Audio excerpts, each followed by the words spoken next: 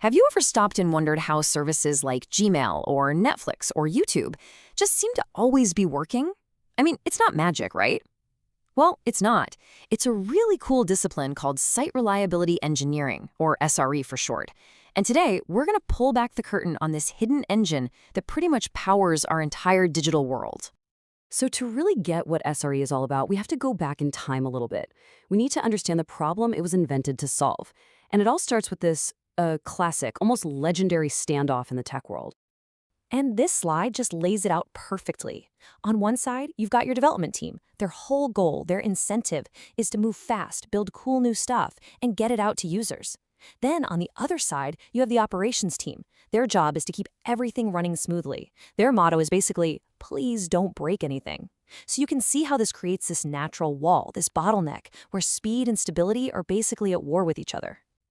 Now, obviously, this kind of standoff just couldn't last forever.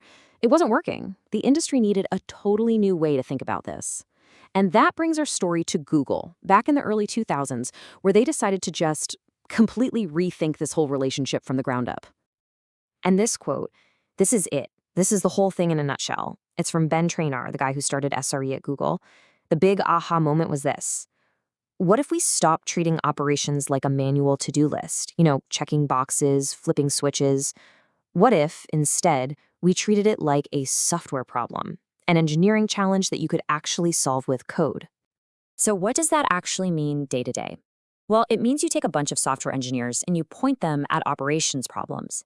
So instead of a person manually deploying a new update, you have an SRE team build an automated system to do it. Instead of someone staring at dashboards all day, they build software that monitors everything for them. They literally engineer reliability right into the system itself. Okay, so that's the philosophy. But how does it all translate into a real practical framework? How does it actually get those two warring teams, dev and ops, to work together? Well, it's not just some vague idea. It has very specific, very clever rules. And this is the first and maybe the most critical question that SRE forces you to answer.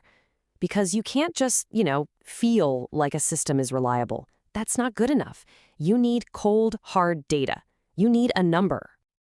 And the answer to that question is this, the Service Level Agreement, or SLA.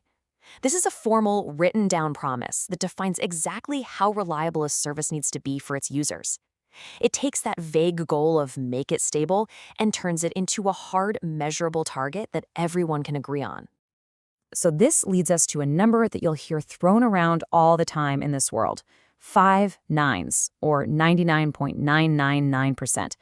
At first glance, it just looks like a really high percentage, right? But what this number actually means in the real world, well, it's kind of mind-blowing. Let's just let that sink in for a second. A 5 nines SLA means that the service is only allowed to be down for a little over 5 minutes for the entire year. Think about that. That's an incredibly high bar to clear. And this, right here, brings us to the absolute genius of SRE. That tiny little sliver of allowed downtime, that 0.001%, it's not seen as a failure. Not at all. Instead, SRE flips the script and treats it as a budget, an error budget. And it's a resource that the team is actually encouraged to spend. This system is it's a self-regulating masterpiece. It works like this. As long as there's some budget left in the bank, the development team gets the green light.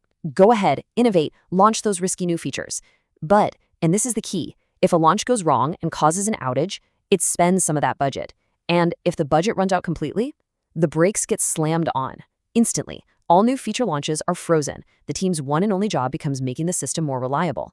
It's brilliant because it aligns everyone around a single data-driven goal, and it changes the culture from being afraid of failure to being smart about taking calculated risks. Okay, so we've got the theory, we've got the rules, but what does a site reliability engineer actually do? When the pager goes off in the middle of the night and something is actually broken? Well, their work during a crisis usually follows this cycle. First, they build incredible systems to detect problems, ideally before any users even notice something is wrong. Then they respond. And yeah, that often means being on call 24/7 to jump on and fix the problem right away. And then finally, and this is so important, they analyze. They dig in to figure out exactly what happened. And that brings us to the most important rule of that analysis phase, the postmortem, which is like the after-action report, must always, always be blameless. The goal is never to find out who made a mistake. It's to find out what part of the system allowed the mistake to cause a problem. This creates this culture of psychological safety where engineers can be totally honest about what went wrong, which is the only way an organization can actually learn from its failures and get better. Now, if you've been in the tech world for a while, a lot of this might be sounding pretty familiar. You might be thinking, hold on, isn't this just DevOps? And that is a fantastic question. So let's break down how they relate to each other. This table really sums it up nicely. Here's how I like to think about it. DevOps is the what. It's the big, overarching cultural philosophy that says, hey, we need to break down these walls between developers and operations. SRE is the how. It's a very specific, opinionated playbook for how to actually do that, using concrete tools like SLAs and air budgets.